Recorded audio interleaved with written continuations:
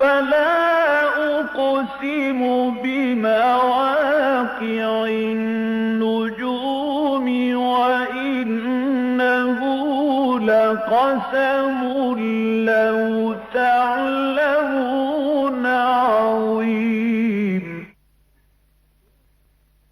إنه لقرآن كريم في كتاب مكنون لا يمسه إلا المطهرون تنزيل من رب العالمين.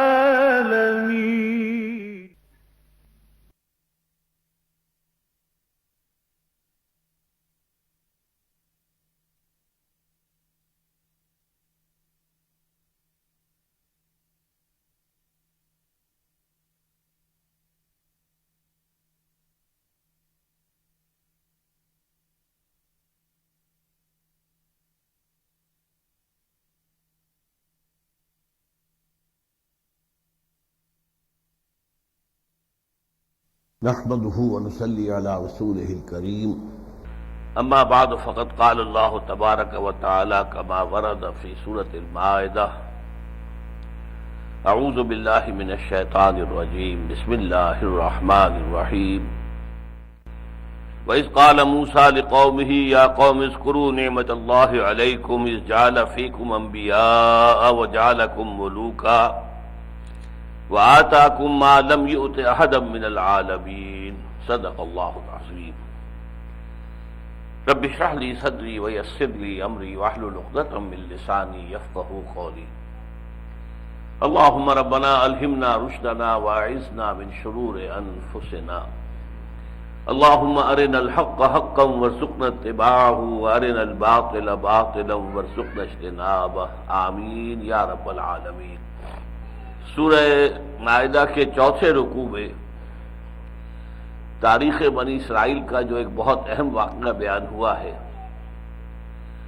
اس کے لیے ضروری ہے کہ پہلے کچھ جغرافیائی حقائق آپ کے سامنے آ جائیں۔ اس کے لیے ایک خاکہ جو میں نے بنایا ہے وہ آپ کے سامنے یہاں بورڈ پر موجود ہے۔ اوپر جو نیلی لائن چل رہی ہے یہ بحیرہ روم کا ساحل ہے، جنوبی ساحل۔ آپ کو معلوم ہے کہ بحیرہ روم جو ہے جدا کرتا ہے یورپ کو شمالی افریقہ سے، اور یہ نیچے سے جو آ رہا ہے ایک، اور جس کے اوپر جا کے دو کھاڑیاں بن گئی ہیں، یہ ریڈ سی ہے، بحیرہ احمر۔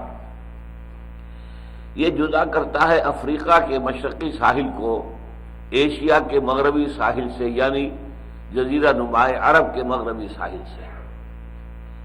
اس کے ایک طرف پتلا سا سمندر ہے یہ، اس کے ایک طرف تو جزیرہ نما عرب ہے پورا کا پورا، دوسری طرف شمال سے چلیں اگر تو پہلے مصر آتا ہے، پھر اس کے جنوب میں سوڈان ہے، پھر اس کے نیچے ایتھیوپیا ہے، ایریٹریا ہے۔ یہ مختلف ممالک جو ہیں جو افریقہ کے ہیں وہ اس کے مغرب کی طرف ہیں۔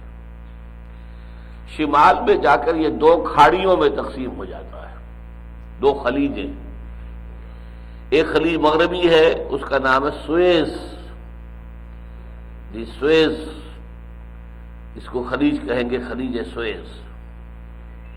اور ایک ہے خلیج عقبہ، یہ ہے مشرقی۔ اب یہ جو اس طرح سے جا کر جدا ہو رہے ہیں تو اس کے درمیان میں ایک ٹرائنگل وجود میں آ گئی ہے۔ اس ٹرائنگل کا جو بیس ہے وہ شمال میں ہے، وہ بحیرہ روم کا ساحل ہے، اور باقی دو سائڈز جو ہیں، ایک سائڈ جو ہے وہ خلیج سویز جو ہے، گلف آف سویز، اس سے ہوتا ہوا جا رہا ہے، اور دوسرا سائڈ جو ہے خلیج عقبہ سے ہوتا ہوا جا رہا ہے۔ تیسری بات یہ نوٹ کیجئے کہ بنی اسرائیل جب مصر میں داخل ہوئے ہیں حضرت یوسف علیہ السلام کے زمانے میں، تو چونکہ وقت کا جو بادشاہ تھا، اور وہ بادشاہ فرعون نہیں تھا، فرعونہ کے جو مختلف ڈائنیسٹیز ہیں، مختلف خاندان ہیں، وہ ان میں سے نہیں تھا، بلکہ ایک وقفہ ایسا آیا تھا کہ عربین پیننسولا، جزیرہ نما عرب سے ہی کچھ لوگ نکلے اور انہوں نے مصر کو فتح کر دیا۔ تو یہ جو مصر آنے والے تھے جزیرہ نماء عرب سے، یہ بھیڑیں بکریاں چرانا ان کا پیشہ تھا، تو یہ آ کے بادشاہ بن گئے مصر کے، تو انہیں چرواہے بادشاہ کہا جاتا ہے، ہکسوس کنگز۔ یہ فرائنہ نہیں ہے، یہ مصری نہیں ہے، یہ باہر سے آ کر آباد ہوئے تھے، انہی میں سے وہ بادشاہ تھا۔ اسی لیے سورہ یوسف میں کہیں لفظ فرعون نہیں آیا، ملک ملک ملک، بادشاہ کا ذکر ہے، بادشاہ کا ذکر ہے، بادشاہ کا ذکر ہے، لفظ فرعون نہیں آیا۔ فرائنہ کی جو مختلف نسلیں ہیں ان میں سے یہ نہیں تھا۔ بہرحال یہ چونکہ اس وقت کا جو بادشاہ تھا ہکسوس کنگز میں سے، وہ حضرت یوسف علیہ السلام کا معتقد ہو گیا، اس کے خواب کی تعبیر بتائی، تعبیر کے ساتھ ہی پھر جو مصیبت آنے والی تھی اس کا حل بتایا، پھر ایک بہت بڑے ذمہ دار عہدے پر فائز ہو کر جو بہت بڑا قحط پڑا وہاں پر، اس کا انتظام کیا، انسلام کیا بہترین طریقے پر۔ تو یہ گویا کہ ایک طرح سے مرشد تھا، ایمان تو وہ نہیں لایا حضرت یوسف علیہ السلام پر، لیکن جیسے کوئی بزرگ ہوتے ہیں جن کو کوئی شخص مانتا ہے کہ یہ بڑی بزرگ شخصیت ہے، ایسے حضرت یوسف کو بادشاہ مانتا تھا۔ لہذا جب بنی اسرائیل کے بقیہ جو خاندان تھے وہ مصر میں، سورہ یوسف میں ہے، اس وقت میں تفصیل میں نہیں جاؤں گا کہ کیا واقعہ ہوا، کیا ماجرا ہوا۔ بہرحال تو حضرت یوسف علیہ السلام نے انہیں مصر کا بہترین علاقہ جو تھا وہ عطا کیا، وہ جشن کا علاقہ کہلاتا ہے، لکھا ہوا ہے یہاں پہ جشن، یا جوشن بھی کہتے ہیں، جشن بھی کہتے ہیں۔ یہ صرف دریائے نیل کا ڈیلٹا ہے، دریائے نیل جنوب سے آ رہا ہے، یہ سوڈان سے ہو کر آتا ہے اور پھر مصر میں داخل ہوتا ہے، اور ایک سیدھی لکیر کے مانند شمال کی طرف جاتا ہے، لیکن بحیرہ روم میں گرنے سے پہلے اس کی شاخیں ہو جاتی ہیں متعدد، تو ڈیلٹا بنتا ہے، اور وہ علاقہ بن انتہائی زرخیز ہوتا ہے۔ تو وہ علاقہ تھا کہ جو کہ حضرت یوسف علیہ السلام نے اپنے بھائیوں کو اور ان کے جو کنبے تھے، قبیلے تھے، ان کو عطا کیا۔ تقریباً 250-300 برس تک یہ لوگ مصر میں بڑے عیش میں، بڑے آرام میں رہے، جیسے ہمارے یہاں ہوتا ہے پیر زادے تھے، یہ حضرت یوسف کی نسل، حضرت یوسف کے خاندان والے، حضرت یوسف کے رشتہ دار۔ لیکن پھر مصر میں ایک انقلاب آیا، قومی انقلاب، جو وہاں کے اصل رہنے والے تھے جب انہوں نے محسوس کیا کہ یہ باہر کے آئے ہوئے لوگ ہم پر حکومت کر رہے ہیں، تو جیسے کہ رد عمل ہوتا ہے، ایک نیشنل ریولوشن برپا ہوا، اپرائزنگ ہوئی، اور ہکسوس کنگز کو وہاں سے نکال باہر کیا گیا، اور پھر فرائنہ کا دور آ گیا، جو اصل مصری نسل سے تعلق رکھنے والے لوگ تھے، فرائنہ۔ اب ظاہر بات ہے کہ انہوں نے بنی اسرائیل پر پھر تشدد کرنا شروع کیا، چونکہ پچھلے جو بادشاہ تھے وہ ان کے معتقد تھے، تو اب یہ آنے والے ان کے دشمن ہو گئے کہ یہ ان کے پروردہ ہیں اور ان سے انہوں نے مراعات حاصل کی ہیں اور خوب پھلے پھولے ہیں، لہذا اب ان کے اوپر تشدد کا آغاز ہوا، مظالم کا آغاز ہوا۔ اور وقت کا بادشاہ جو تھا منفتاح اس کا نام تھا، حضرت موسیٰ علیہ السلام کے زمانے کا بادشاہ جو فرعون تھا، اس نے خواب دیکھا کہ کوئی ایک بچہ بنی اسرائیل میں پیدا ہوا ہے جو میری سلطنت کے ٹکڑے کر دے گا، لہٰذا اس نے فیصلہ کیا کہ بنی اسرائیل میں جو بھی بیٹا پیدا ہو کسی عورت کے، اسے قتل کر دیا جائے، صرف بیٹیوں کو زندہ رکھا جائے۔ اللہ تعالیٰ نے ایک معجزے کے ذریعے سے ایک خاص طریقے سے حضرت موسیٰ علیہ السلام کو، جو اسرائیلی تھے، بچایا۔ ان کی ماں کو وحی کی کہ اسے ایک صندوق میں بند کر کے دریا میں بہا دو، باقی ہم جانے اور یہ جانے، تم مطمئن رہو کہ یہ ضائع نہیں ہوگا انشاءاللہ تمہارا بچہ۔ بہرحال حضرت موسیٰ کو لے کر وہ صندوق جو ہے وہ نیل کے ساحل کے ساتھ جا لگا، اور وہ ساحل پر بھی جگہ وہ تھی جہاں پہ کہ شاہی خاندان کی خواتین آتی تھی نہانے کے لیے، تو آئی ہوئی تھی، مہارانی بھی موجود تھی، اور مہارانی اتفاق سے اسرائیلی تھی، جس کا ذکر کہ سورہ تحریم میں آیا ہے، اس کا نام آتا ہے دوسری جگہوں پر، قرآن میں تو نہیں ہے، آسیہ۔ یہ بہت نیک خاتون تھی، بہت نیک خاتون اسرائیلی تھی، اپنے حسن کی وجہ سے، جو بھی نسوانیت ان کے اندر تھی اس کی وجہ سے بادشاہ نے ملکہ بنا لیا تھا، اور بادشاہ انتہائی محبت کرتا تھا۔ یہ اندازہ ہو گیا تھا بادشاہ کو کہ یہ اسرائیلی بچہ ہے جو بچ کر آ گیا ہے، اور وہ قتل کرنے پر تلا ہوا تھا، لیکن اس بیوی نے کہا قرۃ عین لی ولک، کیوں قتل کرتے ہو، یہ میرے اور تمہاری آنکھوں کی ٹھنڈک بنے گا۔ یہ گورا چٹا گول مٹول سا بچہ جو ہے خوبصورت انتہائی، سورہ میں ایک جگہ سورہ قصص میں اللہ نے فرمایا ہے وَأَلْقَيْتُ عَلَيْكَ مَحَبَّةً مِّنِّي، اے موسیٰ میں نے تم پر اپنی محبت کا ایک پرتو ڈال دیا تھا، جو دیکھتا تھا موہنی صورت وہ گرویدہ ہو جاتا تھا، لہذا وہ ان کی خوبصورتی اور موہنی صورت جو ہے وہ آڑے آ گئی اور فرعون نے قتل نہیں کیا۔ بہرحال یہ حضرت موسیٰ جوان ہوئے محل میں، پھر لمبی داستان ہے۔ اس کے بعد انہوں نے جب اللہ تعالیٰ نے انہیں کوہ طور پر یہ گئے اور انہیں وہاں پر جو اللہ تعالیٰ نے نبوت سے سرفراز فرمایا، رسالت سے سرفراز فرمایا اور کہا جاؤ اب فرعون کے دربار میں جاؤ، ان سے کہو کہ اب بنی اسرائیل کو ہمارے حوالے کر دو، ہمیں جانے دو، ہم جہاں سے آئے تھے واپس چلے جائیں گے۔ تم نے جو انہیں غلام بنا رکھا ہے، ان سے بیگار لیتے ہو، انہیں ستاتے ہو، انہیں ظلم کرتے ہو، ان کے بیٹوں کو قتل کر دیتے ہو، بیٹیوں کو زندہ رکھتے ہو، طرح طرح کی تم نے ان کے لیے مصیبتیں کھڑی کر رکھی ہیں۔ تو یہ قوم باہر سے آئی تھی، تمہاری اپنی قوم نہیں ہے، یہ مصری نہیں ہے، یہ تو فلسطین سے آئے تھے حضرت یوسف علیہ السلام کے زمانے میں، اب انہیں واپس جانے دو۔ اب ظاہر بات ہے کہ اتنی بڑی قوت جو تھی، انہیں بیگار کی طاقت ملی ہوئی تھی، اتنی بڑی نفری، انہیں چھوڑ دینا جو ہے آسان نہیں تھا، لہذا وہ ایک لمبی کشمکش چلی ہے حضرت موسیٰ فرعون کے مابین۔ پھر بالآخر اللہ کے حکم سے حضرت موسیٰ اپنی قوم کو لے کر نکلے۔ اب یہ لال لکیر جو آئی ہے اس کو نوٹ کیجئے، اور یہ جو خلیج سوئس سے اوپر جو نیلے نقطے بنے ہوئے ان کو سمجھ لیجئے یہ کیا ہے، یہ سالٹ لیکس کہلاتی ہیں، نمکین پانی کی جھیلیں، اور یہ چلی گئی ہیں دریائے یہ بحیرہ قلزم تک۔ اندازہ یہ ہوتا ہے کہ پہلے کبھی ماضی میں لاکھوں سال پہلے ہوگا کہ یہ جو بحر احمر ہے یہ ملا ہوا تھا میڈیٹرینین سی کے ساتھ۔ یہ سویس کینال جو بعد میں بنی ہے یہ گویا کہ پہلے سے موجود تھی، ایک طرح سے ایک فطری سمندر کی حیثیت سے، بعد میں اس کے کچھ حصے خشک ہو گئے، کچھ رہ گئے جو ذرا ڈلوان میں ہوں گے، جو گہری جگہ پر ہوں گے، تو وہ جھیلیں بن گئی، اور ان جھیلوں کو بھی سالٹ لیکس کہا جاتا ہے۔ ان کا پانی نمکین تھا۔ اگر عام جھیلیں ہوں جیسی کہ ہوتی ہیں، جو خشکی پر جھیلیں ہوتی ہیں، ان کا پانی میٹھا ہوتا ہے، یہ پانی کڑوا پانی جو ہے بہت ہی جو ہے یہ اس کے اندر نمکین پانی، لہذا معلوم ہوتا ہے کہ یہ ہے تو سمندر کا پانی، یہ سمندر ہی تھا، لیکن بعد میں درمیان میں کچھ ٹکڑے اس کے خشک ہو گئے تو یہ علیحدہ علیحدہ جھیلیں بنی رہ گئی۔ انہی کو پھر جو ہے ملا کر کھدائی کر کے ایک کو دوسرے سے، دوسرے کو تیسرے سے ملا کر سوئس کینال بنائی گئی ہے۔ بہرحال حضرت موسیٰ اپنی قوم کو جشن کے علاقے سے لے کر نکلے ہیں۔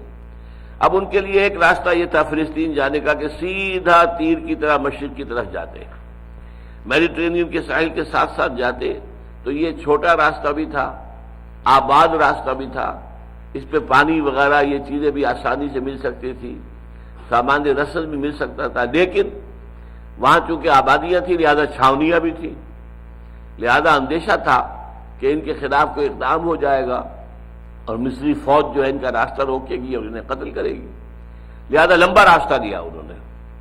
وہ جنوب کی طرف آئے، یہاں تک کہ خلیج سویس کو انہوں نے عبور کیا ہے۔ اب اس میں اختلاف ہے، ایک تو یہ بھی ہے کہ کسی سالٹ لیک کو عبور کیا اور ادھر آ گئے سینائی پیننسولا، یہ جو ٹرائنگل میں نے بتائی تھی آپ کو، یہ سینائی پیننسولا ہے، جزیرہ نمائے سینا، اور اس کا جو ساؤدرن اینڈ ہے وہاں ہے کوہ طور۔ اس طور کا آپ کو معلوم ہے قرآن مجید میں کئی نام آئے ہیں، طور سینا سورہ مومنون میں آیا ہے، طور سینین وہذا البلد الامین یہ سورۃ التین میں آیا ہے، تو اس کے نام کئی ہیں، طور بھی ہے، طور سینا بھی ہے، طور سینا بھی ہے، طور سینین بھی ہے، اور یہی وہ پہاڑ ہے جہاں پر کہ پہلی مرتبہ اللہ تعالیٰ کی گفتگو ہوئی تھی حضرت موسیٰ کے ساتھ، اور حضرت موسیٰ جو ہے وہ نبوت اور رسالت سے سرفراز ہوئے تھے۔ تو حضرت موسیٰ اپنی قوم کو، اور قوم کتنی تھی یہ بھی سمجھ لیجئے، 6 لاکھ کا قافلہ تھا۔ مجھے اس کا تھوڑا سا اندازہ ہو سکتا ہے، آپ کو نہیں ہو سکتا، کیونکہ 1 لاکھ کے قافلے کے ساتھ میں پاکستان آیا تھا۔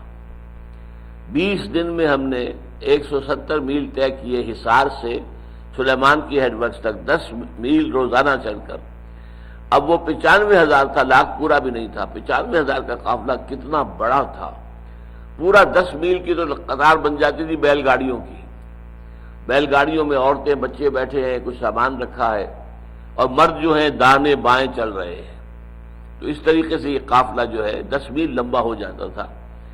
صبح 4 بجے قافلہ پڑاؤ سے نکلا، پہلا گڈھا نکلا، اس کے بعد دوسرا، تیسرا، چوتھا، وہ لائن بنتی چلی گئی.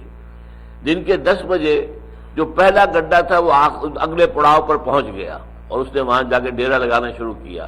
اب اس کے بعد دوسرا آیا، تیسرا آیا، چوتھا آیا، آخری گڈھا پھر 4 بجے شام کو وہاں پہنچتا تھا. تو 4 بجے سے صبح 4 بجے تک پھر وہاں پڑاؤ رہتا تھا. تو یہ صورتحال تھی. تو یہ جو قافلہ لے کر حضرت موسیٰ نکلے 6 لاکھ پر مشتمل تھا. اس میں مرد بھی، عورتیں بھی، بچے بھی، بوڑھے بھی، جوان بھی، سب شامل کر لیے جائیں. اور یہ گنتی دی گئی ہے تورات کے اندر، جو کتاب الخروج ہے، دی بک آف ایکسوڈس، اس میں بتا دیا گیا 12 قبیلے، فلاں قبیلے کے اتنے مرد، اتنے جوان، اتنے بوڑھے، اتنی عورتیں، اتنے بچے. دوسرے قبیلے کے اتنے مرد، ان میں سے بھی اتنے بوڑھے، اتنے جوان، اتنے بچے، اتنی خواتین. تو وہ پوری گنتی دے رکھی ہے انہوں نے، اور وہ 6 لاکھ بنتے ہیں. اچھا، یہ جو یہ ہے سینائی پیننسولا، اس کے جنوب میں آ کر پھر اس قافلے نے پڑاؤ ڈالا ہے. 1 سال تک حضرت موسیٰ اور یہ قافلہ یہاں مقیم رہے جنوب میں، at the southern tip of the Sinai peninsula. یہ جزیرہ نما ہے. جزیرہ نما اسی کو کہتے ہیں جو 3 طرف سے پانی میں گرا ہوا ہو اور ایک طرف خشکی ہو. تو یہ جزیرہ نما سینہ بنتا ہے کہ ادھر خلیج سویز ہے، ادھر خلیج عقبہ ہے، اور پیچھے جو ہے خشکی چلی آ رہی ہے. تو اس طریقے سے جزیرہ نما پیننسولا، انڈین پیننسولا. انڈیا میں آپ کو معلوم ہے کہ مغرب میں ساحل ہے، بمبئی سے نیچے اتر جائیے، گجرات سے نیچے ساحل ہی ساحل، ساحل ہی ساحل، آپ سری لنکا تک پہنچ جائیں گے. پھر مشرق میں پھر ساحل ہے. تو وہ جو تکون بنتی ہے درمیان میں، اسے انڈین پیننسولا کہتے ہیں. اسی طرح یہ سینائی پیننسولا. تو اب یہاں پر 1 سال جو مقیم رہے، اسی دوران میں انہیں تورات دی گئی. 40 دن کے لیے کوہ طور پر یہ رہے اور وہیں پر انہیں تورات عطا کی گئی. اور ان کے پیچھے جو ہے کچھ لوگوں نے جو سامری تھا اس کے بہکانے سے بچڑے کی پرستی شروع کر دی. وہ بھی ایک لمبی داستان ہے، اس کی تفصیل میں نہیں جاؤں گا. جب تورات مل گئی اور قول و قرار ہو گیا، وَإِذْ أَخَذْنَا مِيثَاقَكُمْ وَرَفَعْنَا فَوْقَكُمُ الطُّورَ، جب شریعت دے دی گئی تو پھر کوہ طور کو اٹھا کر ان پر معلق کر دیا گیا. ایک دہشت کی کیفیت پیدا کی گئی، خوف اور خشیت، تاکہ دلوں میں پیدا ہو جائے. اور اس حالت میں ان سے عہد لیا گیا کہ خذوا ما آتیناکم بقوۃ واذکروا ما فیہ، اس کو جو کچھ ہم نے تمہیں دیا ہے اسے پوری طاقت کے ساتھ پکڑو، اس کو چھوڑنا نہیں ہے. جیسے کہ قرآن مجید میں مسلمانوں سے کہا گیا واعتصموا بحبل اللہ جمیعا، سب کے سب مل کر اللہ کی رسی کو مضبوطی سے تھام لو، چمٹ جاؤ اس کے ساتھ. اسی طرح ہم نے جو تمہیں دی ہے تورات اور جو شریعت دی ہے، خذوا ما آتیناکم بقوۃ، اس کو پکڑو اور تھامو پوری طاقت کے ساتھ. واذکروا ما فیہ، اور جو کچھ اس میں درج ہے اسے یاد رکھو، اور یاد رکھنے کا مطلب کیا ہے، اس پر عمل کرو. بہرحال اس کے بعد پھر اب حضرت موسیٰ اپنے قافلے کو لے کر اب خلیج عقبہ کے ساتھ ساتھ چلے. خلیج عقبہ کا مغربی ساحل، مشرقی ساحل جو ہے وہاں پر قوم مدین کا مسکن ہوتا تھا کبھی، جس میں حضرت شعیب بھیجے گئے تھے علیہ الصلوۃ والسلام. بہرحال مغرب کے ساتھ ہوتے ہوئے یہ پھر جب اوپر آئے ہیں تو یوں سمجھیے کہ آج کل بڑی آسانی سے سمجھ میں آ جائے گا، غازہ کی پٹی کے قریب جب پہنچے ہیں. یہ غازہ جو ہے یہ گیٹ وے ہے ٹو پیلسٹائن، فلسطین کا دروازہ ہے کہ یہاں سے اب آگے فلسطین شروع ہو جاتا ہے. یہاں پہنچ کر پھر حضرت موسیٰ علیہ السلام نے اپنی قوم سے کہا کہ اب قتال کا وقت آ گیا، تمہیں جنگ کرنی ہوگی. اب جو بھی فلسطین میں آباد ہیں مشرک قومیں، وہ سب بے خدا مشرک اور بہت ہی گمراہ قومیں تھیں. اس میں فلسطین بھی تھے اور دوسری قومیں عمالقہ تھیں. ان سے لڑو، انہیں یہاں سے نکالو اور اس سرزمین پر قبضہ کرو. یہ سرزمین اللہ نے تمہیں عطا کر دی ہے، گویا کہ اب تمہارے لیے، جیسے کہ حضور نے مشورہ کیا تھا کہ اے مسلمانوں، غزوہ بدر سے پہلے ایک قافلہ آ رہا ہے شمال سے جو مال غنیم، مال تجارت سے لدا پھندا ہوا ہے، خوب اس کے اندر مال تجارت ہے، قیمتی. اور ایک فوج آ رہی ہے جنوب سے، مکے سے نکلی ہے 1000 نفری. اور اس طریقے سے یہ دو، اب شمال سے آ رہا ہے قافلہ، جنوب سے آ رہی ہے فوج. اور اللہ کا وعدہ ہے کہ ایک پر ضرور تمہیں فتح عطا کرے گا. تو بتاؤ کدھر چلے؟ فوج کا رخ کرے یا یہ کہ قافلے کی طرف چلے؟ بہرحال وہ ایک علیحدہ بات ہے، پھر وہ سیرت کا ایک اہم باب ہے، وہ اس وقت اس کا صرف تذکرہ میں نے کیا۔ بالکل یہی مرحلہ آ گیا تھا حضرت موسیٰ کی زندگی میں، جیسے کہ بدر کا معاملہ ہوا ہجرت کے بعد، مکے سے آپ نکل چکے تھے، مدینے میں آ کر آباد ہو گئے تھے، تب قتال کا معاملہ، جنگ کا مسئلہ شروع ہوا ہے۔ اسی طرح مصر سے نکل گئے بنی اسرائیل، غلامی سے چھٹکارا مل گیا، وہ نکل کر آ کر صحرائے پیننسلا میں سال 2 سال انہیں گزر بھی گئے، آزادی کی فضا بھی انہوں نے سانس لیا، اور ان کی جمعیت جو تھی، اب اس کو کہا گیا کہ اب جنگ کرو، داخل ہو جاؤ اس ملک کے اندر، اور جو رہنے والے ہیں ان کے خلاف جنگ کر کے انہیں یہاں سے بے دخل کرو، اس لیے کہ اللہ نے یہ زمین تمہیں دے دی ہے۔ اس کا مطلب یہ تھا کہ اگر وہ جی نہ چراتے، اگر وہ بدلی نہ دکھاتے، بزدلی نہ دکھاتے، تو لازماً اللہ فتح دے دیتا، اس لیے کہ اللہ تعالیٰ نے تو وہ زمین تمہارے لیے لکھ دی ہے۔ اسی کا آج حوالہ دیتے ہیں یہ کہ فلسطین تو ہمیں اللہ نے دیا تھا، فلسطین تو اللہ تعالیٰ کا عطا کردہ ہے ہمارے لیے، لیکن یہ عطا کردہ جو ہے وہ اس میثاق کے طفیل تھا، تم نے میثاق کو توڑا، تم نے اس کے جو، جیسا کہ ہم پڑھ چکے ہیں، اس عہد کی خلاف ورزیاں کی، لہذا وہ جو اللہ تعالیٰ کا قول و قرار تھا تمہارے ساتھ وہ مجروح ہو چکا ہے۔ بہرحال پوری قوم نے کوڑا جواب دے دیا کہ ہم تو جنگ نہیں کریں گے، وہ تو بڑی زوردار قوم ہے جو وہاں آباد ہے، بڑے جنگجو لوگ ہیں، بڑے بہادر لوگ ہیں، بڑے جسے والے لوگ ہیں، ہم ان سے مقابلہ نہیں کر سکتے۔ موسیٰ جاؤ، تم جاؤ اور تمہارا رب، وہاں جا کے جنگ کرو، اور انہیں وہاں سے پہلے نکال دو، پھر ہم داخل ہوں گے۔ جب حضرت موسیٰ علیہ السلام نے، پھر 2 افراد کھڑے ہوئے حضرت موسیٰ کی قوم میں سے، 6 لاکھ میں سے 2 آدمی نکلے صرف، حضرت یوشع ابن نون، جنہیں بائبل میں جوشوا کہا گیا، جوشوا، اور یہی جوشوا ہیں جو سورہ کہف میں یہ واقعہ ہے کہ حضرت موسیٰ گئے تھے ایک صاحب سے، ایک بزرگ سے ملنے کے لیے، جن کا نام عام طور پر حضرت خضر لے لیا گیا، اگرچہ قرآن مجید میں یہ نام نہیں ہے۔ تو ان کے ساتھ جو نوجوان تھا، قال فتح ہو آتنا غدانا، لاؤ بھائی اب کھانا لے آؤ، ہمارا ناشتہ لے آؤ، ہمیں بڑی سخت جو ہے تکان ہو گئی ہے۔ تو وہ فتح جو ہیں، جو ان کے ساتھ تھے نوجوان، ان کے خادم، وہ یہی جوشوا تھے، یوشع ابن نون، نہایت وفادار ساتھی نوجوان۔ تو یوشع ابن نون نے اور کالب بن یفنہ، یہ دوسرا آدمی نکلا، 2 نے کھڑے ہو کر تقریر کی کہ اے اسرائیلیوں، ہمت کرو، بزدلی مت دکھاؤ، تم ایک دفعہ داخل تو ہو جاؤ، اللہ تمہاری مدد کرے گا۔ اور بہت مرتبہ ایسا ہوا ہے کہ کم تعداد کے لوگ جو ہیں وہ زیادہ بڑی تعداد کے لوگوں کے اوپر ان کو اللہ تعالیٰ نے فتح دی ہے۔ ہمت کرو، بزدلی نہ دکھاؤ۔ لیکن انہوں نے کہا اذا انت وربک فقاتلا انا ہاؤنا قاعدون، موسیٰ نتھنگ ڈوئنگ، ہم کچھ سننے کو تیار نہیں، جاؤ تم اور تمہارا رب اور جا کے جنگ کرو۔ یہاں پہ میں ایک نقطہ بیان کر دوں، یہ گویا کہ ایک طرح سے اپولوجی ہے بنی اسرائیل کی طرف سے۔ بنی اسرائیل کو اللہ تعالیٰ کے لاڈ پیار نے بگاڑ دیا تھا، اللہ نے لاڈ پیار بہت کیا ان کے ساتھ۔ 9 معجزے تو مصر میں دیکھے جو اصلاً دکھائے گئے تھے آل فرعون کو، پھر ایک عصا کی ضرب سے سمندر ان کی نگاہوں کے سامنے پھٹ گیا، سمندر پھٹ گیا، ایک عصا کی ضرب سے 12 چشمے ایک چٹان سے نکل بہے۔ یہ جو لاڈ پیار اللہ نے کیا ہے، معجزے پر معجزہ، معجزے پر معجزہ، معجزے پر معجزہ۔ دھوپ لگی تو آپ معلوم ہے کہ اوپر جو ہے سائبان، بابر کا سائبان جو ہے ساتھ ساتھ چل رہا ہے، جیسے جیسے یہ صحرا میں سفر کر رہا ہے، اوپر وہ ساتھ ساتھ کے ساتھ موونگ ٹینٹ سمجھ لیجئے، یہ خیمہ ہے جو ان کے ساتھ ساتھ سفر کر رہا ہے، ابر کا سائبان ہے۔ بھوک لگی تو انہیں کھانے کے لیے من و سلوہ دے دیے گئے۔ تو یہ جو لاڈ پیار تھا اس نے ان کو بگاڑ دیا تھا۔ گویا کہ انہوں نے یہ کہا کہ تم نے اتنے معجزے دکھائے ہیں اے موسیٰ، تمہاری لٹھیا تمہارے پاس ہے، تمہارا عصا تمہارے پاس ہے، جاؤ اس عصا کی مدد سے، اذهب انت وربک فقاتلا انا ہاؤنا قاعدون، پہلے اس قوم کو وہاں سے نکال باہر کرو، پھر ہم داخل ہوں گے۔ اس پر حضرت موسیٰ علیہ السلام پر اس قدر بددلی طاری ہوئی، بیزاری طاری ہوئی، انہوں نے اللہ سے دعا کی پروردگار مجھے اپنی اس قوم سے علیحدہ ہونے کی اجازت دے دے، میں ان کے ساتھ نہیں رہ سکتا، ان ناہنجاروں کے ساتھ رہنے کو تیار نہیں۔ انہوں نے کیسے کیسے معجزے دیکھے ہیں، پھر بھی ان کی بے یقینی کا، نافرمانی کا یہ عالم ہے کہ میں حکم دے رہا ہوں کہ جنگ کرو، اور یہ پورا کا پورا جو ہے 6 لاکھ کی تعداد تھی، ذرا سوچئے، معمولی نہیں تھی۔ آپ ان میں سے بوڑھوں کو نکال دیں، عورتوں کو نکال دیں، بچوں کو نکال دیں، تب بھی 1 لاکھ تو ہوں گے۔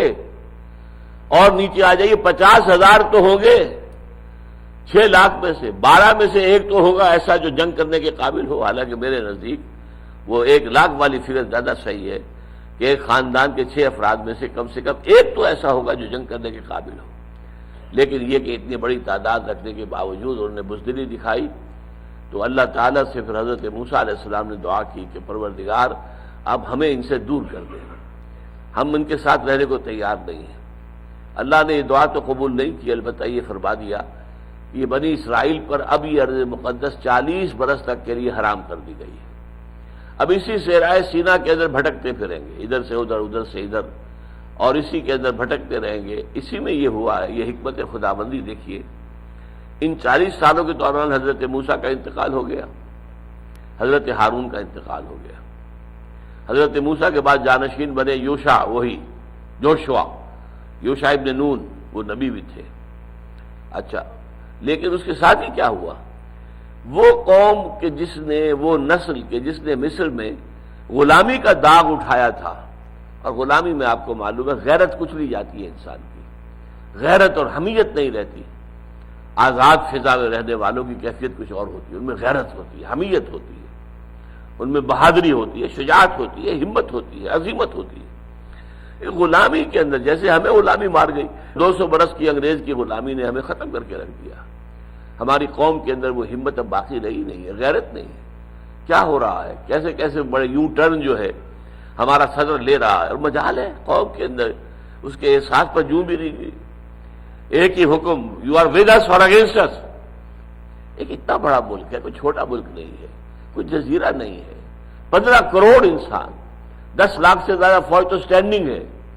بہرحال صورتحال یہ تھی کہ پھر اس 40 سال کے دوران وہ غلامی زدہ جو لوگ تھے، سمجھا، یا جن کو غلامی نے ڈس لیا ہوا تھا، جن کے اندر کی ہمت ختم ہو گئی تھی، وہ قوم مر گئی. 40 سال کے عرصے میں تو ایک چینج ہو جاتی ہے.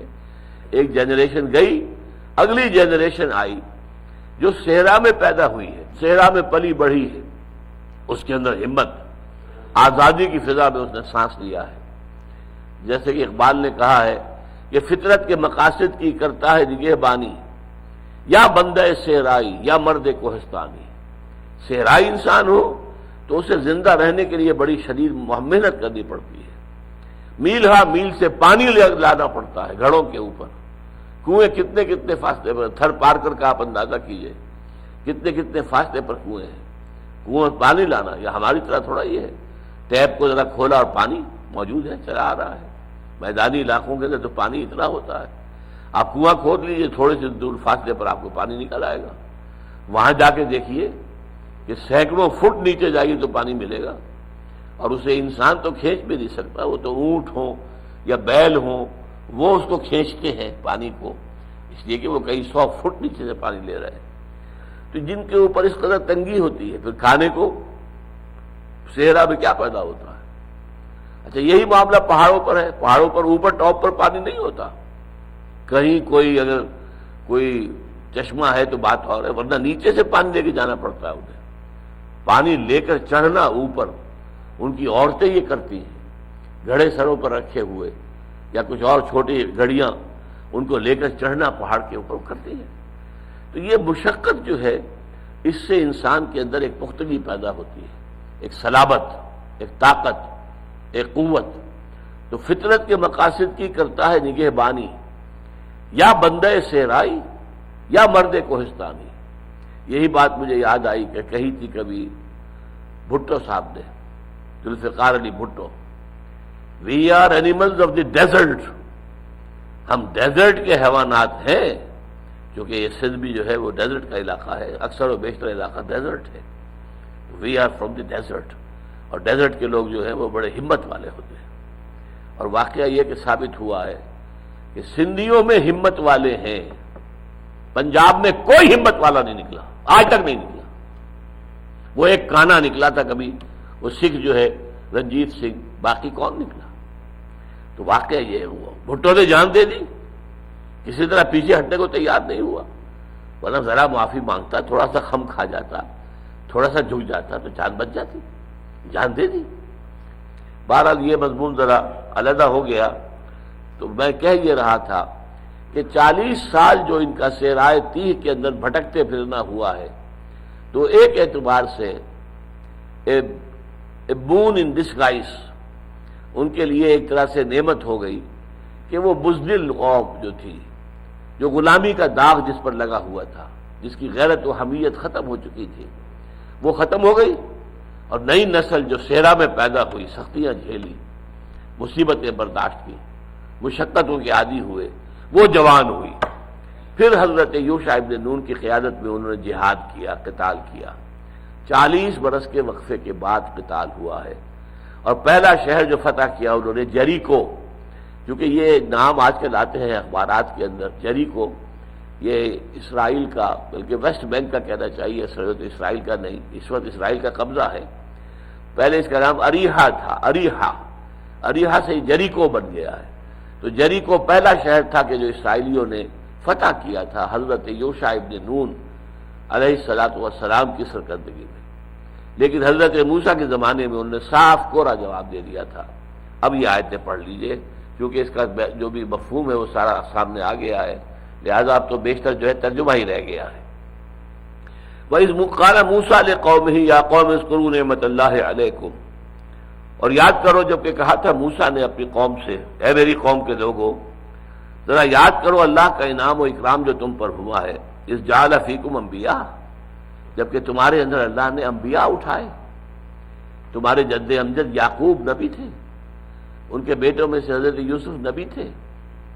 پھر اللہ نے انہی کی نسل میں سے یہ حضرت ہارون، حضرت موسیٰ، ان کو اٹھایا نبی کی حیثیت سے. ایک رائے یہ بھی ہے کہ اس میں مستقبل کی طرف بھی اشارہ ہے کہ تمہارے ہاں اب یہ نبوت کا سلسلہ ٹوٹے گا نہیں، 1400 برس تک نبوت جاری رہے گی. تو یہ ایک پیشن گوئی بھی ہے. وَجَعَلَكُم مُلُوكًا، اور تمہیں بادشاہ بنایا.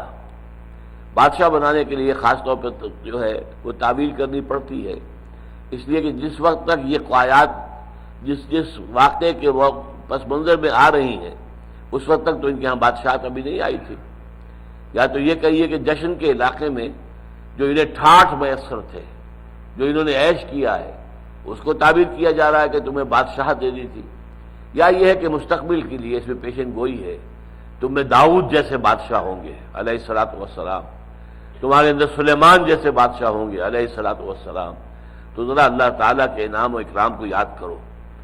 وَإِذْ قَالَ مُوسَىٰ لِقَوْمِهِ يَا قَوْمِ اذْكُرُوا نِعْمَةَ اللَّهِ عَلَيْكُمْ إِذْ جَعَلَ فِيكُمْ أَنْبِيَاءَ وَجَعَلَكُمْ مُلُوكًا وَآتَاكُمْ مَا لَمْ يُؤْتِ أَحَدًا مِنَ الْعَالَمِينَ. اور تمہیں وہ ساری چیزیں دی جو تمام جہانوں میں سے کسی کو نہیں دی. یہ میں آپ سے عرض کر چکا ہوں کہ سب سے بڑی شے جو اللہ تعالیٰ نے ان کو دی وہ توحید تھی. توحید پر یہ قائم رہے.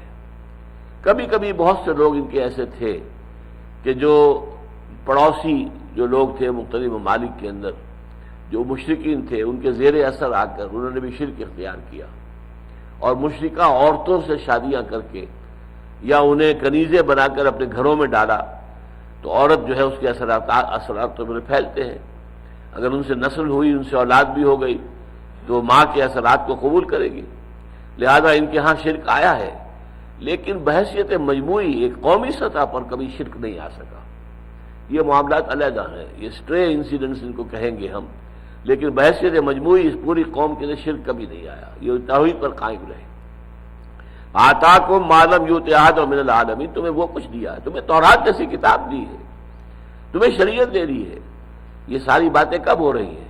جیسا کہ میں بتا چکا ہوں، جبکہ وہ صحرائے سینا کے ساؤدرن ٹپ سے 1 سال وہاں پڑاؤ رکھنے کے بعد اور تورات ملنے کے بعد پھر چلے ہیں. اس میں بھی وقت لگا ہوگا کافی، اس لیے کہ خلیج عقبہ کے ساتھ ہو کر ساتھ چل کر اور پھر غزہ کے علاقے تک پہنچ جانا جو گیٹ وے ٹو پیلسٹائن ہے، تو وہاں تک پہنچنے میں وقت لگا ہوگا.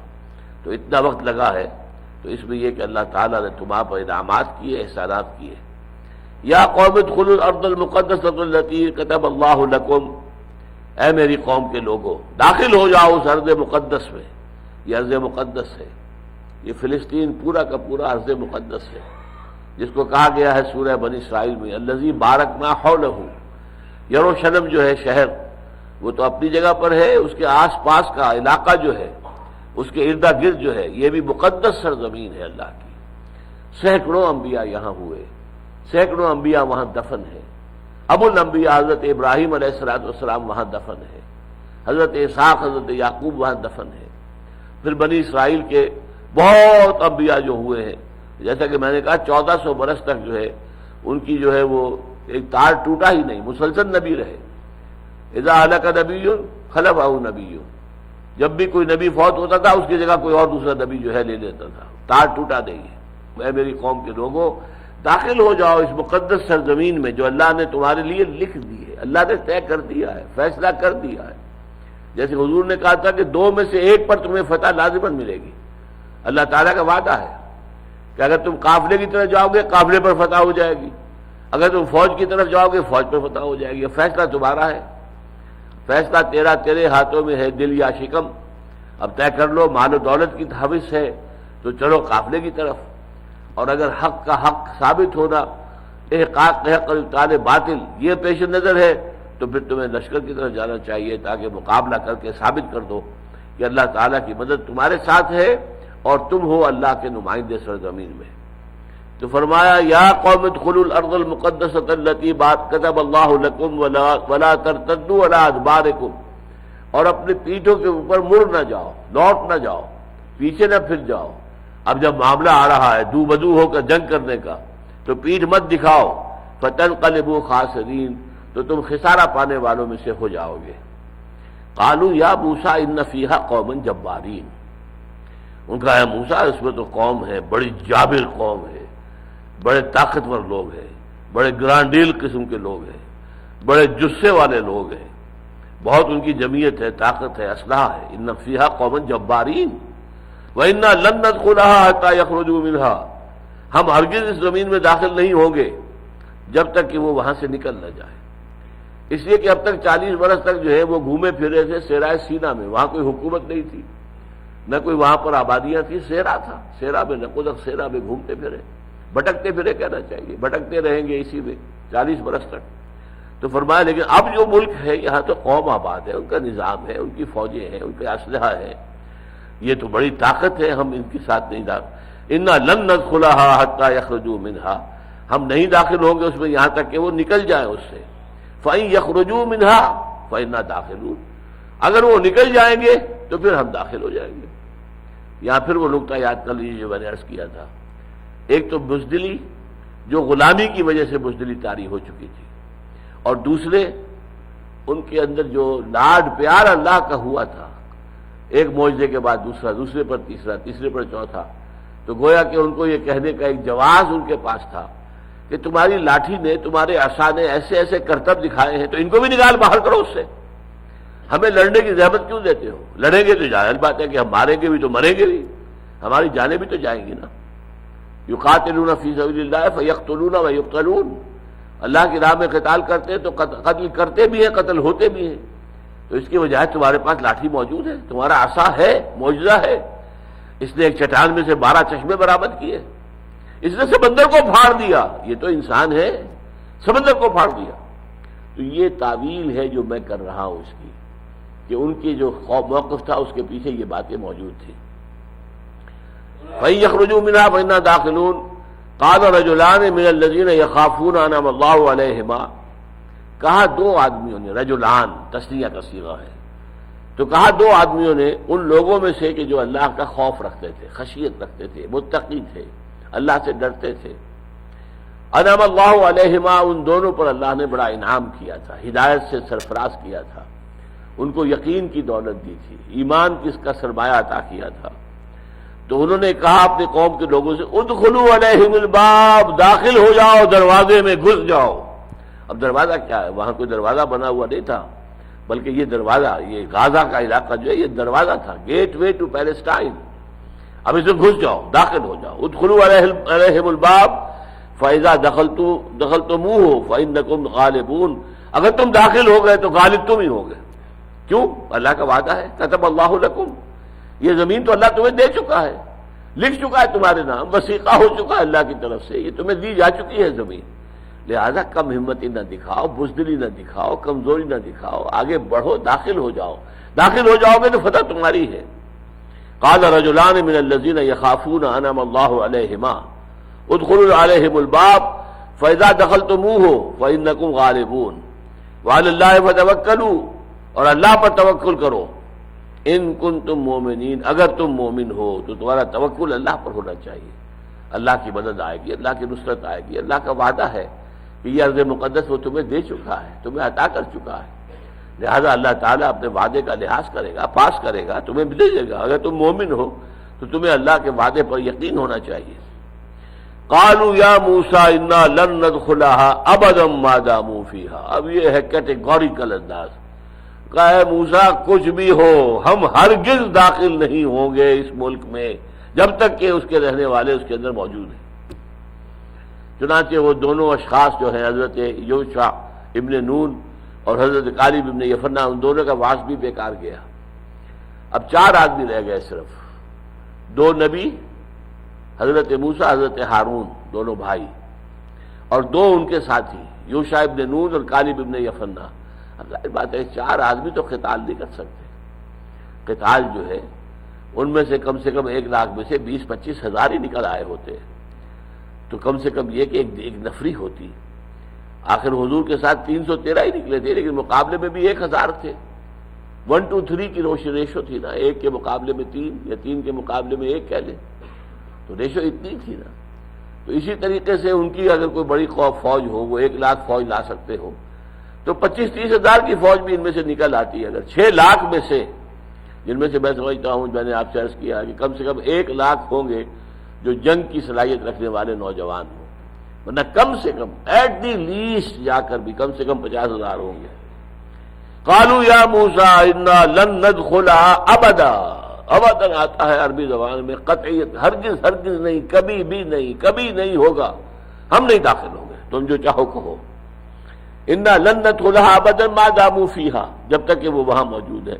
فاذهب انت وربک فقاتلا انا ہاہنا قاعدون، تو جاؤ تم اور تمہارا رب جا کر جنگ کرو دونوں۔ اس اللہ حضرت موسیٰ اور اللہ کے مابین ایک اور رابطہ جو تھا وہ اس عصا کا تھا، عصا تمہارے پاس ہے، لے جاؤ۔ فاذهب انت وربک فقاتلا، تو جاؤ تم اور تمہارا رب اور قتال کرو، انا ہاہنا قاعدون، ہم تو یہاں بیٹھے ہیں۔ زمیں جنبت نہ جنبت گل محمد، ہم یہاں سے نہیں اٹھیں گے، نہ داخل ہوں گے، نہ حملہ کریں گے، نہ اس ملک کے اندر داخل ہوں گے جب تک کہ وہاں کے لوگ نکل نہ جائیں۔ تو جاؤ تم اور تمہارا رب تمہارے ساتھ ہے، تم جا کر انہیں وہاں سے نکال دو، پھر ہم داخل ہو جائیں گے۔ قال رب انی لا املک الا نفسی واخی، اب دیکھیے یہاں پر کس قدر حسرت کی کیفیت ہے حضرت موسیٰ علیہ السلام پر، کتنی بیزاری۔ انہوں نے عرض کیا پروردگار مجھے تو اختیار نہیں ہے سوائے اپنی جان کے اور اپنے بھائی کے، میں ہوں حاضر، میرا بھائی ہارون حاضر۔ یہاں ان 2 کا ذکر نہیں کیا حضرت موسیٰ نے، ورنہ یہ کہ امت میں سے بھی، قوم میں سے بھی 2 آدمی تیار تھے۔ میں نے آپ کو بتایا یوشع بن نون اور کالب بن یفنہ تیار تھے، لیکن یہاں آپ نے کہا ہے تو میں اور میرا بھائی۔ قال رب انی لا املک الا نفسی واخی فافرق بیننا وبین القوم الفاسقین، تو اب تفرقہ کر دے، علیحدگی کر دے ہمارے اور ان فاسق لوگوں کی، یہ ناہنجار قوم جو ہے جس نے اتنے معجزے دیکھے پھر بھی میری نبوت پر ان کا ایمان نہیں ہوا، پھر بھی تیری ذات پر، تیری قدرت پر ان کا ایمان نہیں ہوا، تیرے وعدے کے اوپر انہیں اطمینان نہیں ہو رہا، تیری نصرت کا انہیں اعتبار نہیں ہو رہا ہے، تو اب ایسے ناہنجار لوگوں کے ساتھ میں رہنے کو تیار نہیں ہوں۔ اچھا یہ ذرا کنٹراسٹ کے لیے میں آپ کو بتا دوں، حضرت موسیٰ علیہ السلام اگرچہ پلے تھے فرعون کے محل میں، لیکن انہیں معلوم تھا کہ میں اصل میں اسرائیلی ہوں، اور ان کے اندر اسرائیل کے ساتھ اس قدر محبت تھی، اتنی حمیت، اتنی غیرت، کہ وہ واقعہ سورہ قصص میں آتا ہے کہ ایک روز وہ نکلے، انہوں نے دیکھا کہ ایک قبطی اور ایک اسرائیلی دونوں لڑ رہے ہیں، تو جو اسرائیلی تھا اس نے مدد مانگی کہ موسیٰ دیکھو یہ مجھے مار رہا ہے، یہ مجھے پریشان کر رہا ہے، یہ مجھ پر ظلم کر رہا ہے قبطی۔ حضرت موسیٰ علیہ السلام نے ایک مکہ رسید کیا ہے اس قبطی کے، اس کی جان نکال دی۔ فوقظہ موسیٰ فقضى علیہ، تو موسیٰ نے اس کو ایک رسید کیا، ایک مکہ، اور اس کا فیصلہ کر دیا، چکا دیا، اس کی زندگی ختم ہو گئی، وہ مر گیا۔ اتنی حمیت اپنی قوم کے لیے، اتنی محبت، لیکن یہ کہ اب بیزاری کا عالم کیا ہے؟ رب انی لا املک الا نفسی واخی فافرق بیننا وبین القوم الفاسقین قال فانها محرمۃ علیہم 40 سنہ۔ اب یہاں دیکھیے بڑا پیارا انداز ہے، اللہ نے حضرت موسیٰ کی اس درخواست کا کوئی جواب نہیں دیا، یہ بھی نہیں کہا کہ اللہ نے درخواست رد کر دی، نہیں، کچھ نہیں، اس کا جواب ہی نہیں، منظور نہیں کی، رہنا ہوگا ساتھ ہی، تم ان کی طرف بھیجے گئے ہو، رہو ان کے ساتھ جب تک زندگی ہے، ان کی اصلاح کی کوشش کرتے رہو، ان کو بہتر سے بہتر بنانے کی جدوجہد جاری رکھو۔ تو فرمایا لیکن اب سزا کے طور پر ہم نے ان پر یہ ارض مقدس جو ہے، اگر یہ بزدلی نہ دکھاتے تو ابھی ان کو مل جاتی، لیکن اب ان پر 40 برس تک حرام کر دی گئی۔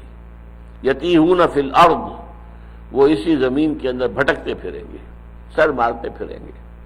اسی لیے اس صحرائے سینا کا نام صحرائے تیہ بھی ہے، مسلمانوں نے اس کا نام رکھا صحرائے تیہ، یتیہون فی الارض، یہ جو لفظ آیا ہے یہاں پر کہ بھٹکتے پھریں گے اسی صحرا کے اندر 40 برس تک۔ اگر یہ بزدلی نہ دکھاتے، جنگ کے لیے تیار ہو جاتے تو ابھی انہیں یہ ارض مقدس مل جاتی، ابھی ہم اسے دے دیتے، لیکن اب انہوں نے جو بھی رویہ ان کا ظاہر ہوا ہے اس کے نتیجے میں اب یہ ارض مقدس ان پر 40 برس تک حرام ہو گئی، یہ زمین اب یہ حاصل نہیں کر سکیں گے، داخل نہیں ہو سکیں گے، اور اسی زمین پہ اسی صحرا تیہ کے اندر بھٹکتے پھریں گے۔ فلا تاسا علی القوم الفاسقین، تو اے موسیٰ تم افسوس نہ کرو، رنج نہ کرو، غم نہ کھاؤ ان فاسق لوگوں کے حالت پر۔ اب ان کا جو انجام ہوگا، 40 برس تک جو سختیاں جھیلیں گے، جو مصیبتیں برداشت کریں گے۔ اب دیکھیے یہ دو طرفہ دھار ہے اللہ کی تلوار کی، ایک طرف وہ عذاب ہے ان لوگوں کے لیے جنہوں نے انکار کیا جنگ کرنے سے، ان کے لیے عذاب ہے کہ اب اسی صحرا میں بھٹکتے پھریں گے، وہ صحرا جس میں پانی نہیں ملتا، وہ صحرا کی جس کے اندر کوئی رویدگی نہیں ہے، کوئی وہاں پر فصل نہیں ہے، کوئی چیز پیدا نہیں ہوتی ہے، اس کے اندر کیا ہے؟ کوئی شکار کر لیا، بس کوئی خرگوش نظر آ گیا، مار لیا، اسے کھا لیا، یا کوئی اور اسی طرح کا صحرائی جو جانور ہے وہ نظر آیا، اس کا شکار کیا اور کھا لیا، یہی کچھ تھا نا۔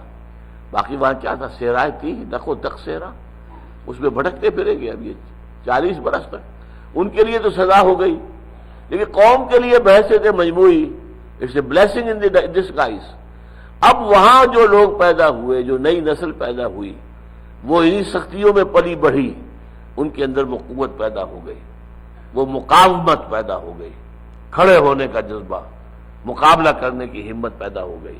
چنانچہ جیسا کہ میں نے عرض کیا ہے کہ حضرت موسیٰ کا تو انتقال ہو گیا انہی 40 سالوں کے دوران، حضرت ہارون کا بھی انتقال ہو گیا ان 40 سالوں کے دوران، لیکن اس کے بعد جو قوم، جو نئی نسل ابھری، حضرت یوشع ابن نون جو فتح، حضرت موسیٰ کے نوجوان ساتھی تھے، نوجوان خادم تھے حضرت یوشع ابن نون، ان کی سرکردگی میں پھر انہوں نے قتال کیا، جہاد کیا، جنگ کی، اور ارض مقدس میں داخل ہوئے، اس پر حملہ کیا، اور اس پر اللہ تعالیٰ نے ایک شہر بڑا جو ہے وہ ان کو عطا کر دیا گیا، اریحا یا جریکو۔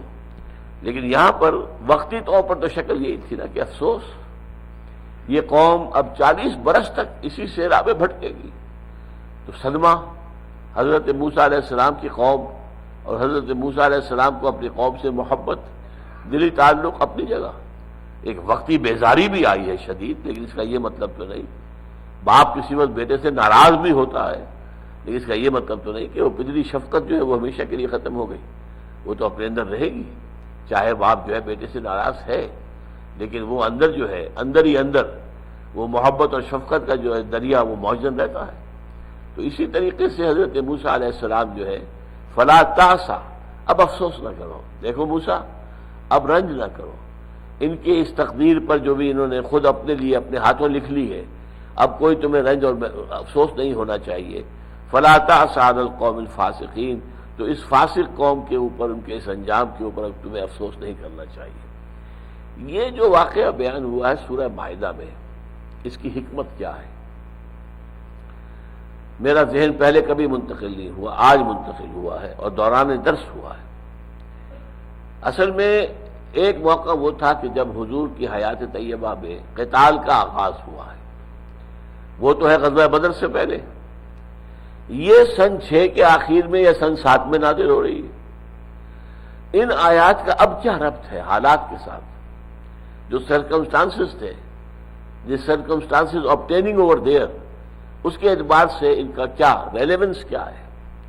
تو میرا ذہن اب یہ ہے کہ اب جو نیا دور شروع ہوا تھا صلح حدیبیہ کے بعد، وہ حضور کی دعوت و تحریک کا انٹرنیشنل دور شروع ہوا تھا۔ اب یہ دور آنا تھا دعوت کا عرب سے باہر۔ اب تک آپ کی دعوت صرف عرب میں تھی۔